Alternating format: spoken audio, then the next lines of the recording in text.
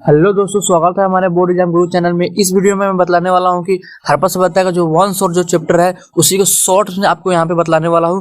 यहां से आपको 10 से 15 मार्क्स यहां पे क्या हो जाएगा, आपके कंप्लीट हो जाएंगे, क्योंकि यहां पे इंपॉर्टेंट फैक्ट डाला हूं इस चैनल पे। आपको इंपॉर्टेंट जो है ना शॉर्ट नोट्स तैयारी कराएंगे, जो आपको 10 मिनट में इस क्लास को हम समाप्त कर देंगे और अच्छी तरीका से यहाँ से आपको क्वेश्चन बैंक या जो भी से आपको मैच करना है मैच कर लीजिएगा, क्योंकि यहाँ पे शॉर्ट नोट्स आपको यहाँ पे पढ़ाएंगे। तो चलिए वीडियो को स्टार्ट करते हैं।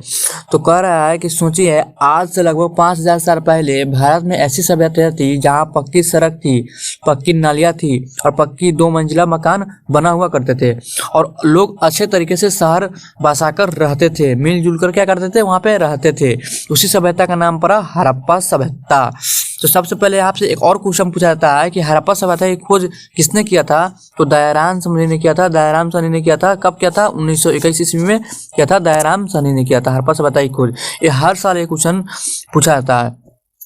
और यहाँ पे और देखिए, यहाँ पे लिखा है इसी सिंधु घाटी सभ्यता भी कहा जाता है। इसे क्या कहते हैं? सिंधु घाटी सभ्यता भी कहा जाता है। आपके ऑब्जेक्टिव के लिए बहुत इंपॉर्टेंट है। इसे क्या कहते हैं? तो हड़प्पा सभ्यता को सिंधु घाटी सभ्यता भी कहते हैं, क्योंकि इसका विकास सिंधु नदी के किनारे हुआ था। किस नदी के किनारे? सिंधु नदी के किनारे हुआ था इसका विकास। और क्वेश्चन पूछा जाता है सिंधु नदी का सहायक नदियाँ कौन सा है? तो सिंधु नदी के सहायक नदियाँ है सतलज, ब्यास, रावी। ये जो है ना सिंधु नदी के सहायक नदियाँ है।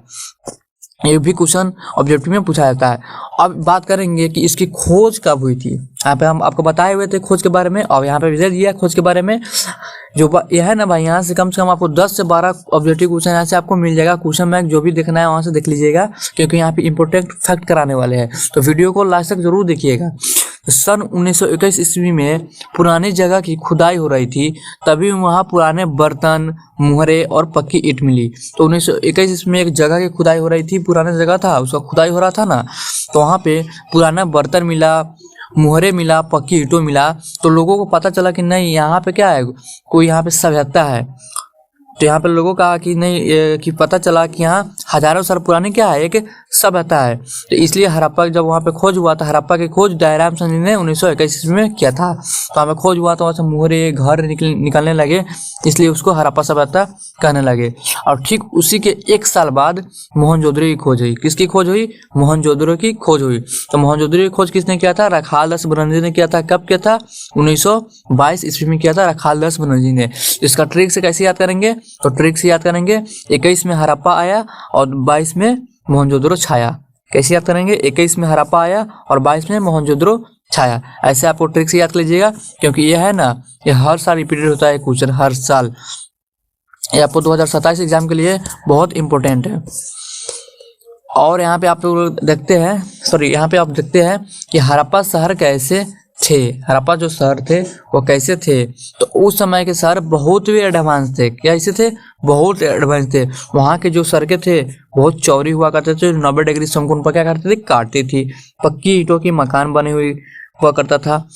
नालियों की व्यवस्था थी, पानी निकलने का सिस्टम भी बना हुआ रहता था। अनाज रखने का बड़े गोदाम भी थे। जब भी वहाँ का अनाज मतलब लोगों के पास नहीं रहता था खाने के लिए, तो यही बड़ी गोदाम से निकालकर उन लोगों को दिया जाता था। आज भी कई शहरों में इतनी अच्छी व्यवस्था नहीं है। सही बात है, आज भी इतने कई भी शहरों में इतनी अच्छी व्यवस्था नहीं है जो आज से 5000 साल पहले के शहर में जो व्यवस्था की गई थी। उसके बाद यहाँ पर देखते हैं महान स्नानघर। महान स्नानघर मतलब ग्रेट बाथ, ये कहाँ है? मोहनजोदड़ो में है। तो मोहनजोदड़ो में एक बड़ा स्नानघर मिला था। मोहनजोदड़ो में कैसे मिला था? एक बड़ा स्नान घर मिला था, मतलब नहाने वाला जो घर था ना, वही मिला था। लोग वहाँ धार्मिक स्नान करते थे। लोग वहाँ क्या करते थे? वहाँ पे जाकर पूजा पाठ के अवसरों पर क्या करते थे? पूजा पाठ जब होता था ना, तो उसमें जाकर वहाँ पे सब कोई नहाते थे। यहाँ हड़प्पा सभ्यता के सबसे प्रसिद्ध इमारत मानी जाती है। जो हड़प्पा सभ्यता के सबसे प्रसिद्ध क्या मानी जाती है? इमारत मानी जाती है, जो कौन सी का? तो स्नानघर का मानी जाती है। स्नानघर कैसे बना हुआ था? ऐसे करके ऐसे बना हुआ था। दोनों तरफ से सीढ़ियाँ उतरने वाला था दोनों तरफ से सीढ़ियाँ, और इसमें पानी भरा हुआ करता था। यहाँ से नाला, गंदे पानी जो होता था ना, नाले के द्वारा बाहर निकलता था। ऐसा ही बना हुआ करता था। अब देखते हैं लोथल क्यों फेमस है। लोथल जो है वो फेमस क्यों है? लोथल क्यों फेमस है? तो यहाँ पर जानेंगे। लोथल का स्थित है गुजरात में।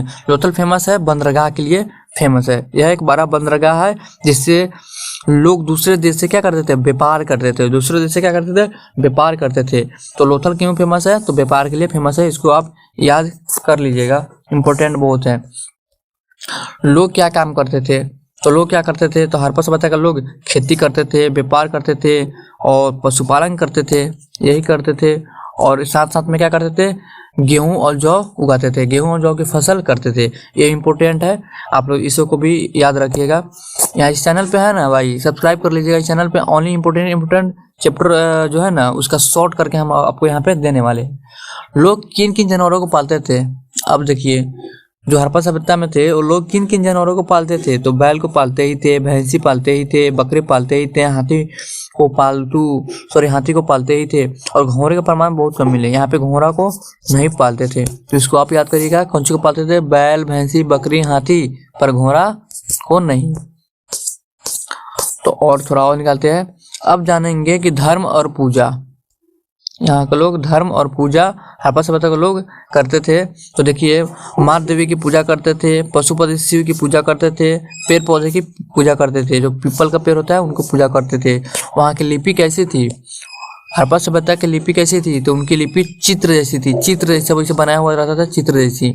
लेकिन आज तक कोई भी पूरी तरह पढ़ नहीं पाया, आज तक कोई भी इतिहासकार है ना इस लिपि को पढ़ नहीं पाया, इसलिए उसे अपठित लिपि कहते हैं। क्या कहते हैं, अपठित लिपि। आज तक कोई भी इतिहासकार आया उस लिपि को पढ़ नहीं पाया, इसलिए उसे अपठित लिपि कहते हैं।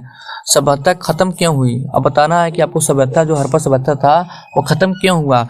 तो लोगों धीरे धीरे लोग कहते हैं कि बाढ़ आने के कारण सभ्यता खत्म हो गया, उस पर आक्रमण करके लूट पुट लिए इसलिए सभ्यता खत्म हो गया। तो धीरे धीरे सभ्यता समाप्त हो गई, कारण माने जाते हैं।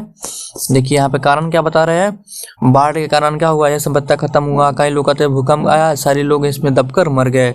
कोई कहते हैं नदी का रास्ता बदलना, नदी आए उसका बहा कर ले गए, बाहरी आक्रमण, लोगों ने बाहरी आकर उस पर आक्रमण किए और उसको खत्म कर दिए। लोगों को जैसे जैसे इतिहासकार को मतलब पता चलता है वो अपना अपना बयान दिए हुए है। तो आज एग्जैक्ट पता नहीं हुआ है कि हड़प्पा सभ्यता खत्म कैसे हो गया है। तो यहाँ पे बिहार बोर्ड का 1 लाइनर क्वेश्चन है जो हर साल पूछे जाते हैं। तो हड़प्पा सभ्यता कैसा सभ्यता है, तो कांस्यू सभ्यता है। हड़प्पा सभ्यता कैसी सभ्यता है, कांस्यू सभ्यता है। सबसे बड़ा नगर कौन सा है, मोहनजोदड़ो। बंदरगाह स्थित है लोथल में। अग्निकुंड है कालीमंगन में। जल प्रबंधन कहाँ है, धौलावीरा। तो यहाँ पे आपको चैप्टर क्या हुआ, समाप्त हो गया। तो आप लोग चैनल पर नए हो तो चैनल को क्या कीजिएगा, सब्सक्राइब कर लीजिएगा।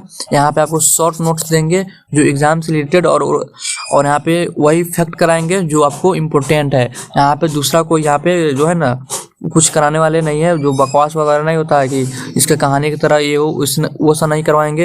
यहाँ पे ओनली इंपॉर्टेंट फैक्ट कराएंगे। तो आप लोग चैनल को सब्सक्राइब और वीडियो को लाइक और वीडियो को शेयर जरूर कर लीजिएगा, ये आपका रिवीजन के लिए बहुत इंपॉर्टेंट है। तो मिलते हैं नेक्स्ट वीडियो में, तब तक के लिए बाय।